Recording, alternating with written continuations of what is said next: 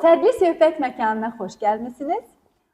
Bugün bizim qonağımız Elmina xanım Kazımzadədir. Bakı Dövlət Universitetinin Tətbiqi Psixologiya və Gender kafedrasının dosenti və təhsil psixoloqu. Elmina xanım, xoş gəlmisiniz, xoş görmüsünüz. Təşəkkür edirəm. Və əminəm ki, çox maraqlı və aktual bir mövzuya toxunacağıq sizinlə. Mövzumuz isə ailə daxilində valideynlər və uşaqlar arasında münasibətlərin keyfiyyətinə təsir edən amillər və biz təhsil verənlər dəyişən mühitdə həmin bu münasibətləri, ünsiyyət vasitələri və formatları necə nəzərə alaraq uşaqlarla və valideynlərlə işimizi necə qurmalıyıq? Buyurun Elmina xanım. Təşəkkür edirəm. Çox şadam ki, sizin burada bu gözəl məkanın qonağı olmuşam və mövzu demək olar ki, aktual mövzulardan biridir. Tez-tez bizdə məsəl üçün tərbiyə modelləri nəyin əsasında qurulur? Valideynlər, onlar necə tərbiyə olunub, o təcrübənin əsasında modeli uşaqlarına da tətbiq edirlər. İndi isə mən deyim ki, belə tətbiq qeyri-mümkündür. Çünki indi yeni texnologiyalar, sosial media, yeni süni intellektlə bağlı olan alətlər, onlar tamamilə bu münasibətləri dəyişib və köhnə modellərin avtomatik olaraq nəsildən nəsilə ötürülməsi mümkün deyil. Media, mən deyərdim ki, indi valideyn və uşaq arasında olan böyük bir vasitəçi rol oynayır. Və məsəl üçün kitab. Əvvəllər bizdə belə bir anlayış vardı, ailə kitabxanası. Evdə olan kitablar və o kitabların əksəriyyəti, çoxu uşaq kitabları idi. Və bu kitablar alınırdı, kitabxana anlayışı vardı və bu çox maraqlı belə sosial bir institutdur. Ki, harada, mən deyərdim ki, belə sosial məna daşıyan, böyük təsir göstərən institutlardır. Kitabxanaya valideynlər gedirdi, uşaqlar üçün kitablar götürürdü, uşaqlar sonra gedirdi, kitabxanalar məktəbdə fəaliyyət göstərirdi. İndi belə bir sosial institut əlbəttə ki, o qabaqki rolu oynamır. Ənənə olaraq qalıbsa, adı qalır. Sosial institut rolunu yerinə yetirmir. Çünki indi daha çox məlumatın əldə edilməsi və məlumatın əldə edilməsi və idarə edilməsindən söhbət gedir. Kitab anlayışı da ailədə daha çox telefonda olan mətnlərdir, qısa videolardır. Burada müddət də çox vacibdir ki, həmin alətlər olmalıdır. Qısa, cəlbedici və tez keçən. İkinci məsələ, həmin münasibətlərdə dəyişikliklərlə bağlı olan insan münasibətləri, yəni bir yerdə oturmaq, bir yerdə vaxtı keçirmək, sadəcə bir yerdə söhbət eləmək, bu forma, bu ünsiyyət forması da azalıb.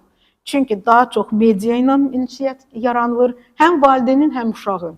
Məsəl üçün, siz indi baxsanız, götürək belə bir ictimai bir məkanda ailə oturub, bir yerdə hardasa vaxt ayırıblar, gəliblər, amma yenə də uşağın əlinə mobil telefon verilir, valideynin əlində də hərəsinin ayrıca telefonu əlindədir və ancaq nə vaxt onlar bir yerdə nəsə bir ünsiyyət yaranır, soruşanda ki, sən nə yeyəcəksən, sənə nə sifariş eləyək, sən nə içəcəksən. O ilə də bu ünsiyyət tamamlanır. Medianın valideynin uşağı ilə münasibətlərə təsiri də ondan ibarətdir ki, uşaq indi keçmiş nəsillərlə müqayisə eləsək, məlumatın əldə edilməsində və məlumatın idarə edilməsində daha çox müstəqillik qazanıb. Uşaq həmin məlumatı özü əldə edə bilər, özü seçir. Əlbəttə ki, biz bilirik ki, valideyn nəzarəti var, valideyn görürsən ki, bloklayır hansısa saytlarla bağlı və s. Amma yenə də uşaqda məlumatın əldə edilməsində müstəqillik indi qat-qat çoxdur, nəinki əvvəlki nəsillərdə. Bu birinci. İkinci, çox vacib medianın təsiri ondan ibarətdir ki, müəyyən alətlərin müxtəlifliyi. Yəni, uşaq müxtəlif formada həmin məlumatları əldə edir və bu alətlər özləri də müxtəlifdir. O, telefonda baxa bilər, böyük ekranda baxa bilər, amma canlı ünsiyyətdə canlı ünsiyyətdə olmaq imkanları məhdudlaşır. Həm valideyndə, həm uşaqda. və bu mən deyərdim ki, ingilis dilində belə bir söz var, dehumanization. İnsanlıq münasibətləri insanla bağlı olan, yəni üzə baxmaq, həmin simada olan müəyyən kodları oxumaq, həmin onları yazmaq, bu məsələlər uşaqlarda zəifləyir. Çünki onların indi ünsiyyəti daha çox informasiya texnologiyalarının tərəfindən təşkil olunur, nəinki canlı ünsiyyətdə. Elmina xanım, narahat edici bir mənzərəni təsvir etmisiniz bizə. Düşünürəm ki, burada hər hansı bir qadağalar qoymaq və ya o qadağaların növlərini genişləndirmək bir yol deyil bu vəziyyətdə. Birinci yaqın maarifləndirmədən başlamaq lazımdır. Valideynlərin maarifləndirilməsi. Və yəqin ki, təhsil verənləri də. Və burada ikinci məsələ hansı dərəcədə belə ictimai institutlar, bağçalar, uşaq mərkəzləri, məktəblər, müəllimlər bir sosial qrup kimi burada onların rolu nədən ibarətdir? İndiki valideynlər daha çox maarifləndirilir. Daha çox onların maarifləndirmə imkanları var və öyrənirlər. Amma bu qeyri-sistematik olur. TikTokda müəyyən bir qısa məlumatdır. Ya da hansısa YouTube'da olan bir şok mesajdır. Uşaqla bağlı olan, uşağın inkişafı ilə bağlı olan, sistematik deyil. Amma valideyn üçün bu belə aparıcı məlumata çevrilir ki, siz bilirsiniz, deyirlər ki, uşaqlar belə bunu qadağan qoymaq lazımdır. Və valideyn bu tətbiq edir, düşünməmiş tətbiq edir. Çünki artıq bu mesaj ona, necə deyim, satılıb və onu tez qəbul edir. Mən burada belə bir anlayış təklif eləmək istəyərdim. Müasir zamanın məsuliyyətli valideyni. Məsuliyyətli valideyn birinci əlbəttə ki, onun bilikləri sistemli olmalıdır. Uşağın inkişafı ilə bağlı, uşağın müasir şəraitdə, mən dediyim bu media dövründə, sosial media dövründə necə inkişaf edir, valideyn ona necə dəstək ola bilər. Dialoq. Valideyn uşaqda da həmin məsuliyyəti yaratmalıdır. Bunun üçün siz nəyi təklif edirsiniz? Təklif edirsiniz ki, əməkdaşlıq. Əlbəttə ki, indiki zamanda valideynin dominantlığı və uşağın ona tabe olmağı, iyerarxik belə münasibətlər qəbul oluna bilməz. İlk növbədə valideyn uşaqla bərabər hörmətə əsaslanan dialoq yaratmalıdır. Məsəl üçün, tez-tez uşaqlarda təbii belə onların idrak prosesi ilə və öyrənmə ilə bağlı olan tələbatlarından biri maraqdır. Nəyisə öyrənmək. O həmişə dünyaya açıq olaraq yanaşır. Sonradan əlbəttə ki, qapalı sistemə çevrilir. Çünki qadağalar gəlir.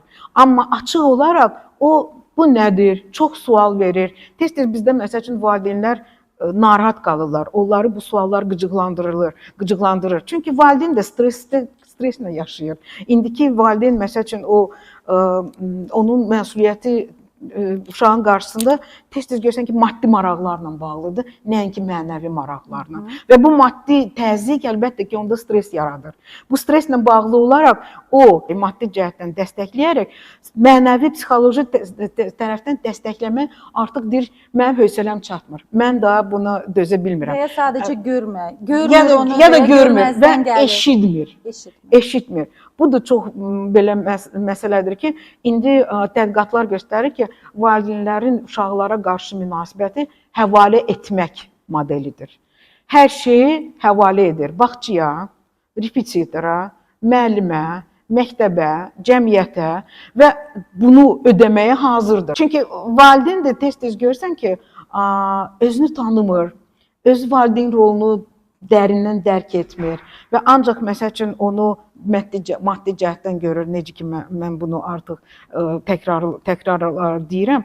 Çünki psixoloji 3, mən deyərdim, istiqamətdə valideyn fikirləşməlidir. Birinci, ünsiyyət, canlı ünsiyyət. Siz çalışmalısınız ki, qoyun telefonları qırağa, mobil telefonları. Və gedin uşaqla məsəl üçün təbiət məkanında qalın. Ya da kitab seçib, o kitabı canlı olaraq oxuyun. Bu çox vacib bir mədəniyyətdir. Ailədəki oxu mədəniyyətidir. Ailə ilə bir yerdə, birlikdə kitabı seçmək. Ünsiyyət. İkinci çox vacib məsələ uşağın idrak tələbatlarını necə siz dəstəkləyə bilərsiniz ki, o həqiqətən onun bu idrak tələbatı zənginləşdirilsin. Məsəl üçün, maraqlı suallar ya da onun sualına bilgə cavabı axtarmaq. Və birinci çox vacib məsələ odur ki, uşaq görür ki, valideyn onunla maraqlanır və valideyn onu eşitməyə hazırdır. Bu, həmin uşaqda onun şəxsiyyəti, mənliyi dəstəkləyən bir siqnallardır onun üçün. İdrak və üçüncü çox vacib, indi mən deyərdim ki, belə defisit olan bir məsələdir. Uşaq valideyn arasında olan müsbət emosiyalar. Pozitiv emosiyaların dəstəklənməsi, pozitiv emosiyaların axtarışı və bu pozitiv emosiyalara əsaslanmaq. Pozitiv emosiyalar nədən yaranır? Ən azı, məsəl üçün, səhər. Səhər siz durursunuz. Siz səhəri nədən başlayırsınız? Sabahın xeyir, ya da siz deyirsiniz, yenə də sən yuxuya getmirsən, yenə də məktəbə gecikəcəksən, mən sənə görə işə gecikmək istəmirəm. İkinci, əlbəttə ki, bu təşəkkürnamədir. Həqiqətən siz uşağa onunla bir yerdə qalmaq, bu məqamlara təşəkkürnamə bildirməsiniz. Uşaq da, məsəl üçün, sizinlə vaxtın birgə keçirilməsini sizə təşəkkür edir və dəyər verir. Və bu dəyər onda pozitiv emosiyalarla bağlıdır. Baxın, burada necə belə bir zəncirvari əlaqələr yaranır. Pozitiv emosiya xoş məsələlər yaradır. Nəysə siz bir yerdə kəşf etmişsiniz. Divarda yazı ola bilər, onun mənasını bir yerdə yazırsınız. Və bu kəşf etmə uşaqda, birgə kəşf etmə, onda sevinç hisslərini yaradır. Və əlbəttə ki, bu onun uzun müddətli xatirəsində izlər qoyur. Və bu izlər ailə, valideyn, mənim anam, mənim atam, mənim babam, nənəm, burada mən baba, nənə rolunu da vurğulamaq istəyərdim ki, bu sosial institut çox vacib institutdur. Həmişə də Azərbaycan mədəniyyətində nənə-baba institutu dəyərli institutlardan biri hesab olunurdu. Gənc valideynlər çalışmalıdır ki, bu bağları, bu münasibətləri saxlasın. Ki, nənə-baba rolu uşaqlarda həmin keçmişdə olan hörmət, yaşa hörmət, fərqlilik, müxtəlif yaş qruplarını tanımaq, bəyənmək, dəyərləndirmək. Bu, çox vacib belə sosial kodlardır. Hansılar ki, ailə münasibətlərində formalaşır. Pozitiv psixologiyada mən deyərdim ki, o demək deyil ki, smailiklə hər şey işarələnsin, hər şey belə ola bilsin ki, sünni formada müsbət qəbul olunsun. Yox, söhbət ondan getmir. Söhbət ondan gedir ki, siz daxili və xarici aləmin arasında emosional komfort yaradırsınız. Və bu komfort harmoniya ilə bağlıdır. Bu harmonik münasibətlər, təbii olaraq harmonik münasibətlər uşaqda bir dənə də vacib keyfiyyətin inkişafına dəstək olur. Bu davamlıq. Psixoloji dayanlıq deyilir, davamlıq deyilir. Və ya tutarlıq, yəqin ki. Tutarlıq da deyilir. Tez-tez bunu dözümlüklə qarışdırırlar, amma mən bunu fərqləndirərdim. Dözümlükdən fərqli olaraq bu daha çox fəal və möhkəmlilik cəhətidir. Uşaqlarda bunu erkən dövrdən inkişaf etdirmək lazımdır. Və bu, həmin mən deyərdim ki, münasibətlərdə öz əksini tapır. Valideyn də uşaq üçün həmin möhkəmlilik, psixoloji möhkəmliyin rol modelinə çevrilə bilər. Əgər səbirli, ədalətli, impulsiv davranışı, impulsiv reaksiyaların nəzarəti altında saxlamaq. Uşaq bunu izləyərək, görərək bu modelləri təkrar edir. Və onda da bu məsələ, bu model formalaşır. Mən deyərəm ki, güclü cəhətlərinə çevrilir. Elmə xanım, çox sağ olun. Çox geniş və nümunələrlə siz bizə sadaladınız o 3 vacib amili. Biraz, belə deyək, tənqidi yanaşım ki, bu çox idealist və ideal bir mənzərə deyilmi?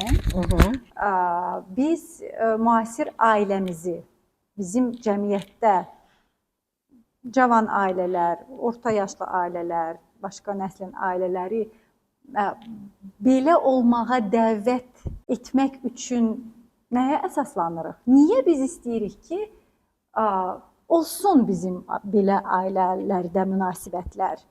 Deyəcəklər mən bütün bunları neynirəm ki? Yaşayırıq da. Yaşayırıq mesajı vacib mesajdır əlbəttə ki və çox böyük belə problematik situasiyalarda kömək eləyir, yaşayırıq. Amma ikinci sualı bu ilə mən verərdim. Necə yaşayırıq? Necə? Və mən həmin bu canlı münasibətləri, canlı ünsiyyəti uşağımla yaratmağa neynəmişəm, neyniyə bilərəm? Bu sualla əlbəttə ki, valideyn bu sualı özünə verməlidir.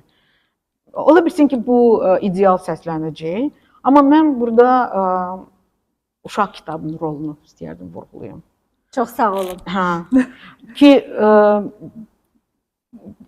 çox sevindiricidir ki, hələ də uşaq kitabları maraqlar mərkəzindədir, real kitab, sərgilərdə valideynlər uşaqlarla birgə gəlir. Və uşaq kitabları, uşaq nəşriyyatı indi Azərbaycanda çox yaxşı belə sürətli şəkildə inkişaf edir. Nəyin hesabına? Həmin ailələrin kitablara, uşaq kitablarına marağına görə. Və bu tələbat var və bu tələbata yaxşı da reaksiya var nəşriyyatların tərəfindən. Söhbət ondan getmir ki, hansı kitablardır, necə kitablardır. Hələ getmir. Bunu mən qırağa qoyum, çünki bunun üçün vaxt lazımdır, həm də maliyyə lazımdır. Bu başqa bir mövzudur və mən burada məsəl üçün bunu dövlətin siyasətində əksini görmək istəyərdim ki, məsəl üçün həqiqətən dəyərli güzəştlər olsun uşaq kitabların nəşr edən nəşriyyatlara, müəlliflərə dəstək olsun ki, Azərbaycanda uşaq ədəbiyyat mədəniyyəti, nəşr mədəniyyəti həqiqətən dövlətin tərəfindən sistemli şəkildə dəstəklənsin. Həm mənəvi, həm maliyyə cəhətdən. Bu çox vacib bir məsələdir. Ona görə mən məsəl üçün birinci nəyə tövsiyə edərdim valideynlərə? Real, kiçik bir addımdır. Uşaq kitabın uşağın əlinə verilməsi. Hansı kitabın? Əlbəttə ki, ola bilsin ki, bu şəkilli kitab olsun, illüstrasiya olsun, amma hətta illüstrasiya kitabı götürsə, rəngləmə. Orada sadəcə belə tapşırıq var ki, boyama. Boyalanmasa sən indi bunu rəngləməlisən. Amma ən azı bu kitabın son səhifəsi boş olsun. Ya da siz o kitabın son səhifəsinə bir dənə də boş vərəq qoyursunuz və uşaqdan xahiş edirsiniz ki, sən indi özün nəyi çəkmək istəyərdin və onu necə rəngləmək istəyərdin. Bu artıq uşaqda kiçik bir, sadə bir addımdır. Ənənəvi rəngləmə kitabları da nə idi də?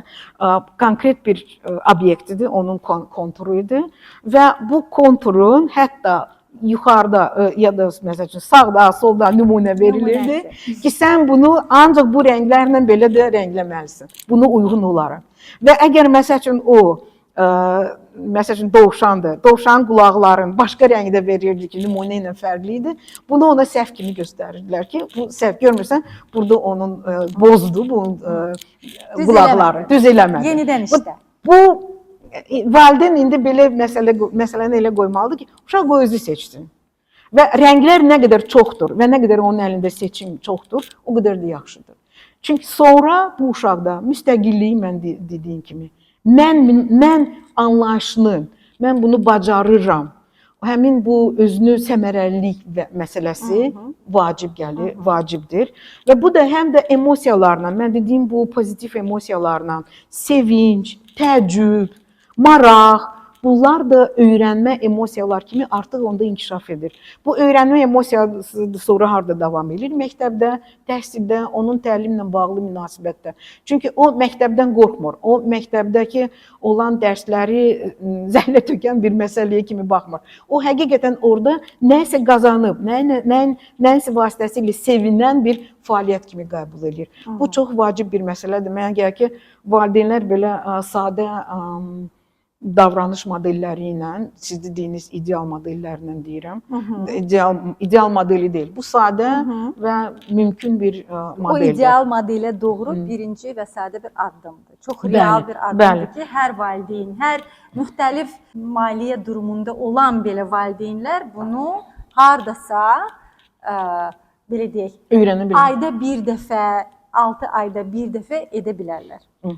İkinci, siz bağça məsələsi haqqında danışdınız. Bağça bir sosial vacib institutdur. Məktəbə qədər proqramımıza dövlət kifayət qədər büdcə ayırıb, amma mənim fikrimcə daha çox büdcə ayrıla bilərdi. Tez-tez bizdə ali təhsildə liderlik verirlər, üstəlik verirlər. Məktəbi də bir ən böyük belə məktəb kontingenti, ən böyük kontingent kimi qəbul edir. Amma bağça mən deyərdim ki, heç də onlardan arxada qalan deyil, həm də qabaqdadır, yəni əhəmiyyətliyinə görə. Ona görə məktəbə qədər təhsil də deyil, təlim də deyil. Bizdə tez-tez bu məsələləri qarışdırırlar. Məktəbə qədər olan məsələni ya da məsəl üçün bağçalarda qayğı ilə götürürlər, ya da təhsilə birbaşa bağlayırlar. Əslində bu qayğı, təlim, öyrənmə, dəstək, inkişaf. Daha çox bu inkişafdan söhbət gedir. Burada valideyn rolu nədən ibarət ola bilər? Birinci, əlbəttə ki, hansı bağçanı seçir? İkinci, bağçanın valideynlə əməkdaşlığı nədən ibarətdir? Bu əməkdaşlıq nə ilə bağlıdır? Pulunu ödəyir, gəlib yoxlayır ki, ya da gəlib yoxlayır görür uşaq hardadır, ya da ola bilsin ki, indi məsəl üçün elə bağçalar var, onlar uşağı valideynlərə imkan verir ki, valideyn harda olsa da telefonla qoşula bilər, izləyə bilir. Amma mənə elə gəlir ki, valideyn burada tədris, təlim, öyrənmə, həmin inkişaf proqramının iştirak eləməlidir. Və burada proqram elə qurulmalıdır ki, məsəl üçün tərbiyəçi bilir ki, sabah valideyn onun partnyoru olacaq uşağın inkişafında. Valideyn dərindən hansı oyuncaqlardır, bu oyuncaqlardan necə istifadə olunur, həmin oyuncaqlar uşaqlarda nəyə inkişaf etdirir, ya da mən evdə nə etməliyəm ki, həmin məsəl üçün onun inkişafında bünövrəsi qoyulan məsələlər, mən onları necə inkişaf etdirə bilərəm. Mənə elə gəlir ki, bu çox vacib məsələdir ki, əsaslı əməkdaşlıq, məzmuna əsaslanan, inkişafla bağlı olan məzmuna əsaslanan əməkdaşlıq. Çünki tez-tez məsəl üçün valideynlər soruşur ki, bəs şənbə günləri siz işləyirsiniz? Çünki yenə də mən dediyim məsələ kiməsə həvalə etmək məsələsidir ki, psixoloji problemdir, psixoloqa həvalə eləyir. Təlimlə bağlı məsələdir, repetitora həvalə eləyir. Uşaq nəsə erkən dövründə narahatçılıq keçirdir, çox ola bilir ki, hiperaktivdir və s. onu bağçaya həvalə eləyir. Və bu valideyn belə məsafə, uşağın və özünün arasında məsafə qurur. Mənə gəlir ki, bu məsafə olmamalıdır, burada əməkdaşlıq olmalıdır. Çox gözəl bir mesajdır Elnur xanım. Biz məktəbə qədər təhsildə iki fərqli bir situasiya ilə üzləşə bilirik. Çox vaxtı məktəbə qədər təhsil verənlər, elə orta məktəblərdə də belə bir şey olur. Uşaqda hansısa bir davranışında problem görəndə deyirlər, hər şey ailədən gəlir. Ki düzdür, hər şey ailədən gəlir. Amma biz bunu, o məsafəni, aramızda məsafəni böyütmək üçün mü deyirik? Yoxsa biz onu diaqnostika kimi deyirik ki, özümüzə də mesaj veririk ki, deməli biz ailə ilə daha çox işləməliyik. Bu bir situasiyadır. İkinci situasiya əksinə, valideynin məktəblərə və bağçalara qarşı çox yüksək gözləntiləri olduğu halda, məktəbə qədər təhsil müəssisəsində və ya orta məktəbdə valideyn o gözləntiləri ilə onların yanaşmaları arasında çox böyük bir fərq ola bilər. Məsələn, valideyn istəyərdi ki, evdən uşağına göndərdiyi kitab ona qrupda oxunsun, amma tərbiyəçi deyəcək, mənim vaxtım yoxdur fərdi uşaqla məşğul olmağa və ya fərdi uşağa hansısa evdən gətirdiyi kitabı oxumağa. Ya bu fərqli bir keyslərdir. Hər ikisi bugün bizi məktəbə qədər təhsil müəssisələrdə həm dövlətdə, həm özəldə biz müşahidə edə bilirik. Monitorinqlər bunu göstərir. Belə mənzərədə deyək, o sizin o əməkdaşlığınız dediyiniz o əməkdaşlıq mesajında rollar necə balanslaşdırılmalıdır sizcə? Necə məsləhət görərdiniz həm bağçalara, həm valideynlərə ki, doğrudan da əməkdaşlıq qurulanda mənalı və səmərəli əməkdaşlıq alınsın? Rollar deyəndə rollar mədəniyyətə bağlıdır. Və biz burada bunu da qəbul eləməliyik ki, biri var ailə mədəniyyəti və bu balaca bir dövlətdir. O dövlətin öz siyasəti var və bu siyasətlə bağlı müəyyən qaydalar var, müəyyən normalar var və onlar bağçadan, çünki bağça daha geniş sosial bir institutdur və bağçada, məktəbə qədər məsəl üçün hansısa mərkəzdə və s. öz siyasəti var, öz normaları və qaydaları var. Bunlar bir-birini tamamlamalıdır. Bizdə tez-tez bilirsiniz necə? Bizdə tez-tez görsən ki, qarşıdurma əmələ gəlir. Bağçanın və ailənin arasında. İki dənə elə bil belə rəqabətdə olan bir qüvvələrdir. Əslində bunlar valideyn qəbul etməlidir ki, uşaq indi sosial cəhətdən fərqli olan bir mühitə daxil olunur. Bağça kimi. Və orada münasibətlər artıq sən bizim yeganə bir balamızsan, sən bizim ən sevimli uşağımızsan. Əlbəttə ki, bu müsbət qəbul etmə, dəstəkləmə münasibətləri bağçada qalır. Amma bu mərkəz ki, uşaq məsəl üçün ailədə tez-tez görürsən ki, özünü bütün dünyanın mərkəzi kimi fikirləşir. Ailədə gələn modelə görə. Bağçada əlbəttə fərqlidir. Belə uşaq bağçada əlbəttə ki, bu dominant rolunu itirəndə, hiss eləyəndə ki, müəllimə orada 10 dənə onun kimi uşaqlar var və müəllimə çalışır hər kəsə bərabər olaraq hamıya diqqət götürsün. Amma həmin uşaq tez-tez görsən ki, yaxınlaşır müəlliməyə, ona yaxın durmaq istəyir. Çünki bu mərkəzdə olmaq həvəsini heç olmasa fiziki cəhətdən istəyir dəstəkləsin və tez-tez bu uşaq məsəl üçün çalışır müəlliməyə yaxın dursun, ki, müəllimənin əlindən tutsun və tez-tez onun diqqətini axtarır. Çünki o ailədəki münasibəti keçirdir bağçaya. Müəllimə də burada əlbəttə ki, təcrübəli, psixoloji cəhətdən kommunikativ bunu yozaraq müəllimə başa düşməlidir. Və müəllimə valideynlə əlbəttə ki, burada bu məsələni açıqlamalıdır, müzakirə eləməlidir. Və bu mesaj mənə elə gəlir ki, iki tərəfli olmalıdır. Bu mesaj ki, sən burada tək deyilsən, başqa uşaqlar da var və başqa uşaqlara da gəl hörmətlə yanaşaq ki, uşaqda mən və başqaları münasibətini formalaşdırmasında həm valideyn ola bilsin ki, evdə buna izah eləsin, həm də bağça müəlliməsi yavaş-yavaş uşaqda bu sosial anlayışını, bu onun təbii egoizm yaradır. Bu, mən deməzdim ki, uşağın bir nöqsanıdır. Yox, bu təbii bir prosesdir. Amma eyni zamanda uşaqda sosial, başqalara bağlılıq, başqalarının arasında olmaq və başqaları ilə necə özünü aparmaq, bu əlbəttə ki, situasiyalarla bağlı ola bilər. Kitabdakı oxuduğu mövzunun müzakirəsində ola bilər. Və burada əlbəttə ki, çox vacib məsələ mən müəllimin kommunikativ, sosial emosiyaların yozulması, uşağın dərk edilməsi qabiliyyətində, bacarığında görürəm. Müəllim, bu tərbiyəçi sözüdür, sözün açığı məni çox açmır. Tərbiyəçi müəllim. Müəllim, hə. Müəllim, əlbəttə ki, kompetent müəllim olmalıdır. Kompetent müəllim olmalıdır.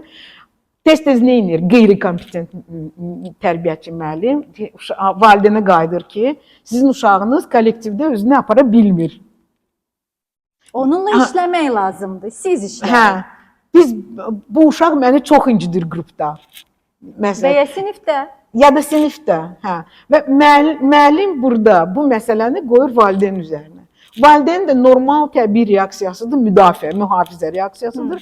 Mənim uşağım çox gözəldir, çox yaxşı tərbiyə alınır, təqsir sizdədir. Ya deyir ki, müəllimənin ümumiyyətlə bu tərbiyə prosesindən başı çıxmır və götürür uşağı aparır başqa bağçaya ya da başqa məktəbə. Və burada əlbəttə ki, həm mən deyərdim ki, həm müəllimdə, həm valideyndə günah var və bu günah yenə də nə ilə bağlıdır? Çox təəssüf, bizdə maarifləndirmə prosesi çox zəifdir. Bizdə əsaslandırılmış, məntiqli, sistemli maarifləndirmə bu proseslər uşağın inkişafı ilə bağlı, sosial münasibətlərin qurulması ilə bağlı çox təəssüf, amma azdır. Əsasən belə şok situasiyalar danışılır ya da hansısa belə gülməli, amma gülüşün də mənası vardır, bilirsiniz. Gülməli, amma heç də ürək açan məsələlərdir, danışırlar. Bağçadan, məktəbdən, ailədən. Mənə elə gəlir ki, maarifləndirmə, mən deyəndə, maarifləndirmə valideyn üçün niyə vacibdir ki? İlk növbədə bir sual özünə verməlidir ki, bu situasiyada gəlin bir-birimizi qarşılı hörmətimizi saxlayaq. Biz bəlkə Sonra bu münasibətləri başlayaq müzakirə etməyə. Bu birinci, qarşılıqlı hörmət. İkinci, ola bilər və bu qəbuldur ki, ola bilər ki, uşağın müəyyən səhvə yol verib. O niyə də ideal deyil. Nə ideal valideyn, nə ideal tərbiyəçi, nə ideal uşaq yoxdur. Gəlin bu səhv ola bilər. Bunu qəbul edək. Söhbət faciə onda deyil ki, səhv olub. Faciə ondadır ki, səhv olub, amma onu təhlil etməyə heç kəs cəhd eləmir. Bu qayda mənə gəlir ki, həmin sosial münasibətlərdə çox vacibdir. Ona görə bu keçid dövrüdür. Uşaq ailədən keçir sosial institutlara və orada münasibətlər fərqlidir. Bu keçid dövrü ilə də xüsusi biliklər və xüsusi əlbəttə ki, yanaşmalar olmalıdır. Həm valideynlərdə, həm də o sosial mühitdə çalışan peşəkarlarda. O peşəkar əgər özü kifayət qədər səriştəli olsa, yəqin ki, valideynləri də düzgün istiqamətləndirə bilər. Amma əgər o sosial mühitdə işləyən peşəkarlar özləri mühafizəçi pozisiyasındadılar, burada səmərəli əməkdaşlıq alınmayacaq və nəticədə biz nəyi məsləhət görə bilərik ki, o əməkdaşlıq sözü sadəcə bir söz deyil. Bunun üçün çalışmaq lazımdır. Əməkdaşlığı necə qurulmalıdır öyrənmək lazımdır və daim onun səmərəli və ya səmərəsiz olduğunu düşünərək onu təhlil etmək lazımdır. Və çalışmaq lazımdır ki, əməkdaşlıq real bir əməkdaşlıq olsun. Bu da peşəkarlığa gəlib çatır. Peşəkarlıq şəxsi cəhətlərlə bağlıdır, əlbəttə ki. Mən dediyim kimi, qarşılıqlı hörmət bacarığı, diqqət. Diqqət o mənada yox ki, hə, bu oldu, ya bu oldu, yəni hər şey diqqət mərkəzində saxlamaq yox. Diqqət mən psixoloji diqqətlilikdən söhbət gedirəm. Müşahidəçilik və o müşahidə olunan məsələlərin düzgün yozulması. Çox sağ olun Elmina xanım. Təşəkkür edirəm. Dəvətimizi aldığınız üçün növbəti mövzular üzrə sizi yenə gözləyirik. Məmnuniyyətlə.